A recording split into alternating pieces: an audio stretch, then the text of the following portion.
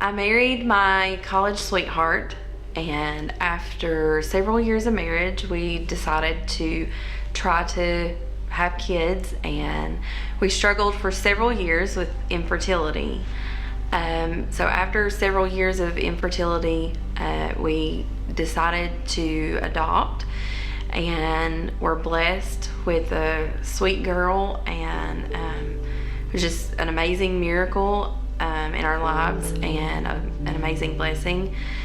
A couple years after we adopted, in 2018, I found out that my husband had cheated, and I immediately just went to God in prayer, started counseling with a pastor friend of ours, sought the Lord for healing and how God could change me, and I went to prayer and fasting in August of 2018 at the Avenue and asked God and sought God for a miracle. Approximately a month later, I was pregnant unexpectedly, and God granted me my miracle, but it wasn't exactly the miracle that I was looking for at the time. I find out I'm pregnant, and I think that this is it. This is going to heal my marriage. This is going to change everything. And it doesn't. The infidelity continued, and things didn't improve over the next several months. They actually seemed to get worse. So I had the baby in May of 2019. I had to have an emergency C-section with her, and so a few weeks after she was born, I actually had an infection and had to go into the hospital. I was in the hospital for several days, and while in the hospital, because of IV antibiotics, I actually had an anaphylactic shock, which was really scary. But thankfully, after a few days stay, I was able to come home, but it kind of extended out my recovery time from having the baby. So I had several months of recovery in the middle of all of this, being home with a newborn and a 2-year-old and recovering. My divorce was final like a month later. So I couldn't even drive for like a couple of months. So our divorce was final in June of 2019. And in September, not long after going back to work, I totaled my vehicle with both of my babies in the car with me. Thank God we were all okay, but I broke my hand and had to have surgery pretty much immediately within just a couple of days, which put me like changing diapers and feeding an infant with a cast, shopping for a new vehicle with 2 kids, and trying to get back into the swing of working as a single mom. Not long after that, my dad wasn't doing well, and in December of 2019, I actually lost my dad. Like, I felt like the walls were caving in on me. Everything was crumbling down at that time in my life. The man I trusted most of my life, had betrayed me. I lost my father, my friend, my hero. I mean, I was raised in a home where, we were a Christian family. We didn't believe in divorce. Like, I got married knowing and discussing with my spouse that wasn't an option. We didn't believe in it, and it would never be an option for us. So I found myself in a place where I thought I would never be all that God had for me, all that God had called me to, all that He had planned for my life. Basically, I felt was gone. It was useless, that I would never be used by God again. I could never fulfill the purpose that He had for my life, because now I was broken. I had failed. I had let Him down. I'd let my family down. I'd let my children down. I had not had not fulfilled the plan the way that it was supposed to go. What do you do when you feel like your whole world is crumbling? On June 17th, 2019, I arrived home from work. My wife, Sierra, my pregnant wife, Sierra, was stepping out of the garage with my 2-year-old son, Nolan, in the jogging stroller. And they were going to go out for a quick run.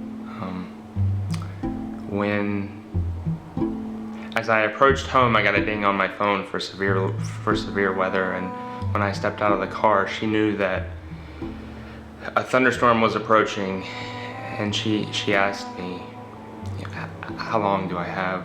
And I said 20, maybe 30 minutes max. And she said, I'll make it quick. And at that, she left out of the neighborhood. And it was at that moment, or at that moment, was the last time that I saw my family. Less than a half mile down the road, they were purposely and maliciously struck by a man in a speeding vehicle, killing them instantly.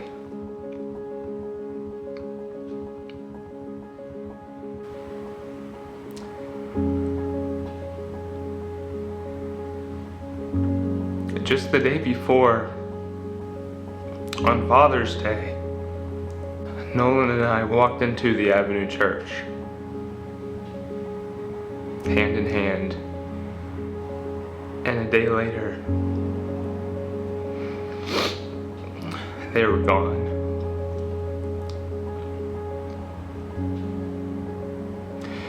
So the storm did come. The winds blew, the rain fell, the lightning struck.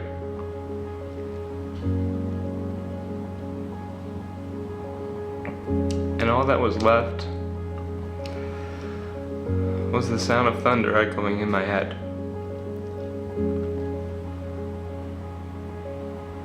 From that day, for the next 2 years, I struggled on and off with depression. I was home alone.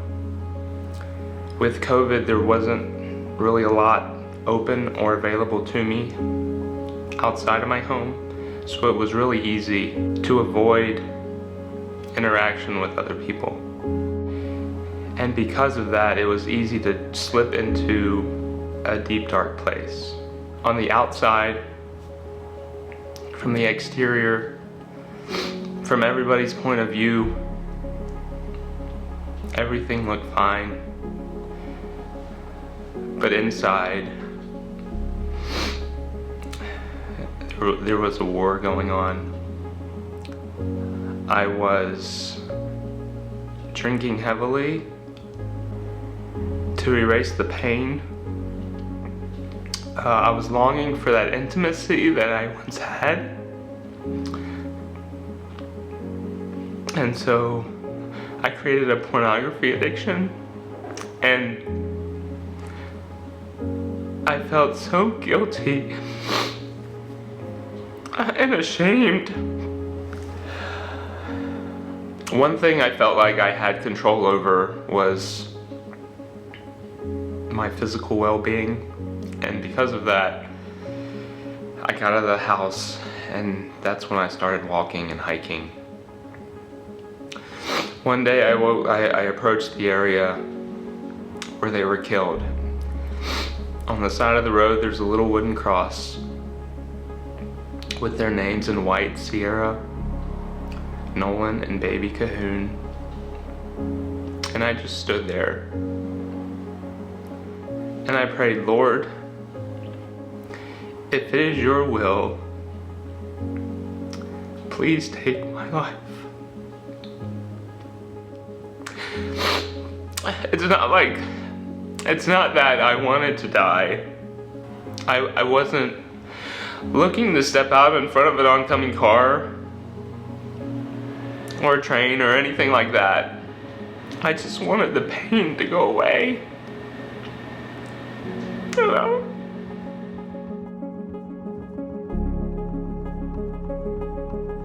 I just held everything in.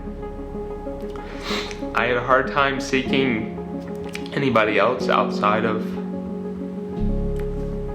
close counsel, only because when you have a stranger, someone you don't know, murder your family, it's hard to trust anybody anymore.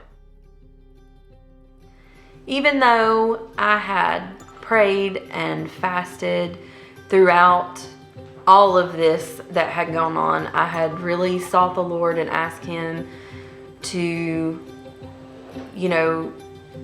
change me and help me through all of this. And I can totally look back and see that God was always with me. He was always faithful. He was always near to me. He never left me or forsake me.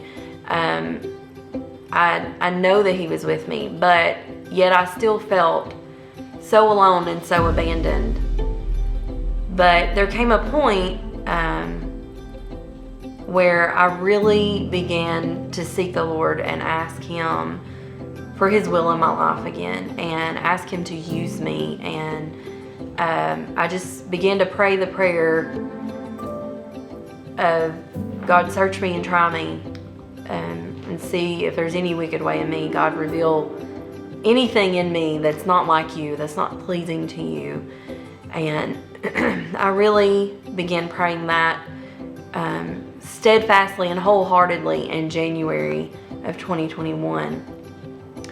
I feel like as a result of that prayer and beginning to really go after God with my whole heart and seek His will for my life again, and His purpose and His calling, I found new places to serve, and I ended up serving in the outreach center, which is how I met Matt.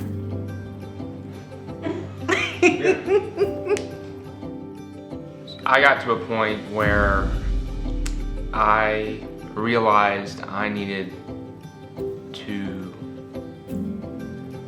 put my idle time into something more productive for myself, just to be able to move forward in my grief. I started spending more time in the outreach center and Friday night prayers. This last round of prayer and fasting, it was day one where I went to the altar and just verbally laid all my burdens out to God. It was also during that time of prayer and fasting where Mandi approached me and told me that she was praying for me during this time as well, without even knowing my entire story. It was during that time that God was working in me. It was almost like my heart was hardened and He was kind of softening up in a way to allow me to be available, to allow Mandi into my life. The Lord says, cast your cares upon me, or cast your anxiety on me. And so that's what I did. My name is Matt Cahoon. I'm Mandi Reed. And on October 1st, we started dating. And God has taken each of our mess and turned it into a miracle.